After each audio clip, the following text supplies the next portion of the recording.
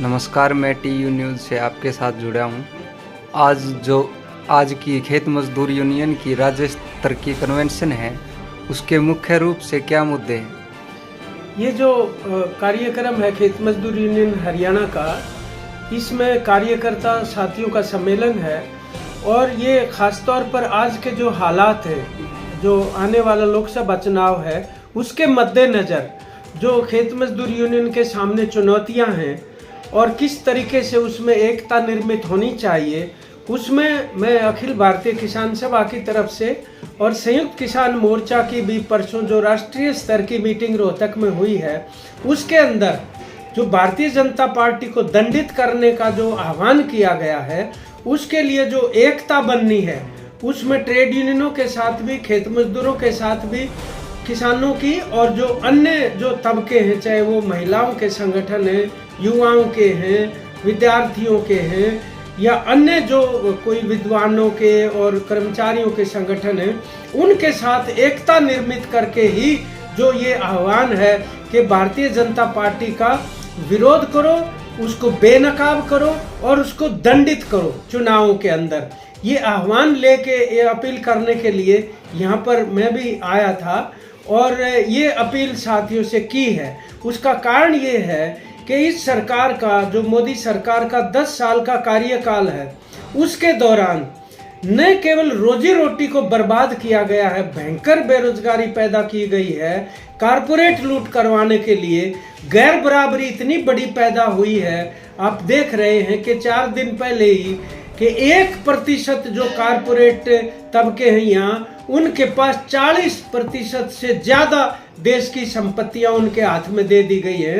न केवल ये गैर बराबरी है, बल्कि इसके साथ साथ वो देश को भी कमजोर कर रहे हैं। सांप्रदायिकता और जातिवाद के नारे देकर लोगों को विभाजित करके इस लूट को जारी रखवाना चाहते हैं और देश में जो इतनी आज़ादी के आंदोलन में कुर्बानियों से, जिस तरीके से हमने एक संविधान हासिल किया, उसके अंदर जो अधिकार हासिल किए, उस लोकतांत्रिक व्यवस्था को भी तबाह करके तानाशाही थोपने का एक ये जो इनका एजेंडा है बीजेपी आरएसएस का। इसलिए आज के दौर में ये तमाम उन तबकों को जो देश को अपनी मेहनत से, जो देश को अपने उत्पादन से चलाते हैं, उनको एक होना उनका ये जरूरी है, तभी देश आगे के एक समतामूलक परिवर्तन की तरफ बढ़ सकता है।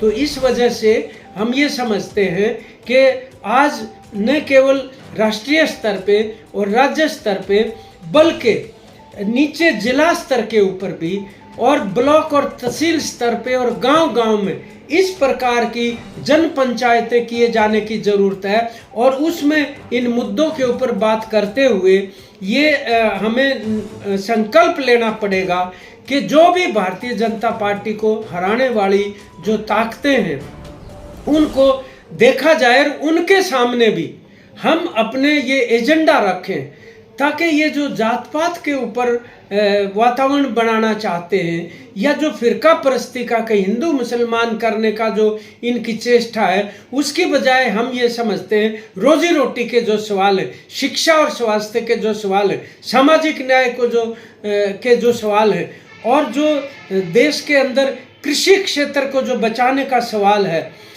उन सवालों के ऊपर बहस होनी चाहिए चुनाव के अंदर। और ये सवाल जो हैं वो राजनीतिक पार्टियों के सामने संबोधन में रखने पड़ेंगे जनता को। ये एजेंडा आज यहाँ पर बहस के अंदर आया है और इसको तमाम जो ट्रेड यूनियनें हैं, ये बहुत ही स्वागत की बात है कि वो भी इकट्ठी हुई हैं संयुक्त किसान मोर्चा के साथ, और खेत मजदूर यूनियन और अन्य तबके भी वो आज इकट्ठे होने लग रहे हैं। बड़ा एक ये ऐतिहासिक मोड़ के ऊपर हम हैं और बड़ी निर्णायक भूमिका आज के दौर में इन तबकों की सबकी बनती है।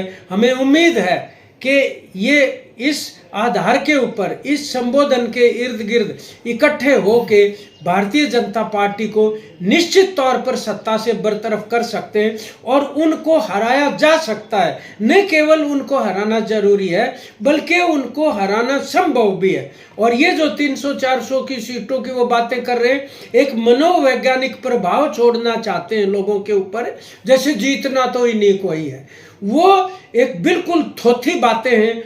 वास्तव में जनता इनके जो कुशासन है और इनका असली जो भ्रष्ट चेहरा है, जो सामने भी आ गया इलेक्टोरल बॉन्ड के रूप में, जो पोल खुल चुकी है बहुत बुरी तरह से, वो भी सामने आ गया, तो उनको लोग हरा सकते हैं और हराएंगे। इसमें जनता की एकता करने की जरूरत है। और किसान मजदूरों का जो आंदोलन चल रहा है लगातार, वो एक जन आंदोलन का रूप ले, ऐसे आह्वान आज मतलब संकल्प के रूप में उभर रहे हैं लोगों के बीच। यही संदेश आज की इस कन्वेंशन का भी था। धन्यवाद। जनता ने लड़ाई लड़ी थी, लेकिन वो बराबरी है नहीं, आर्थिक भी नहीं है और सामाजिक भी नहीं।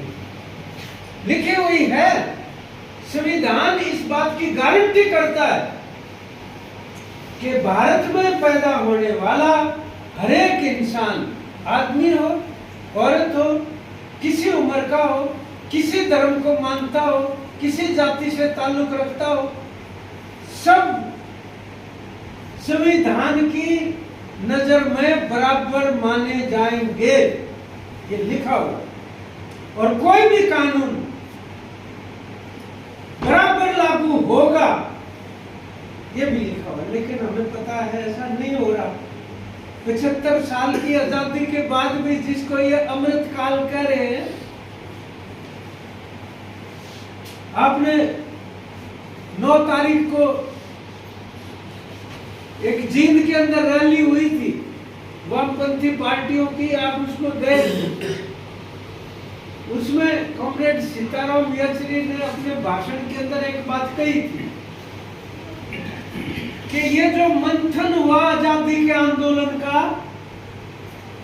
जिसमें लोगों ने कुर्बानी दी, जेलें काटी, यातनाएं सही,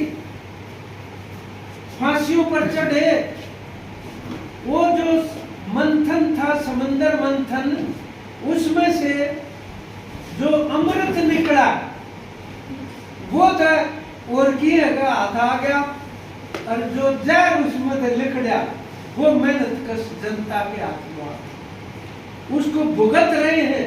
अपन देश का सुधार सके।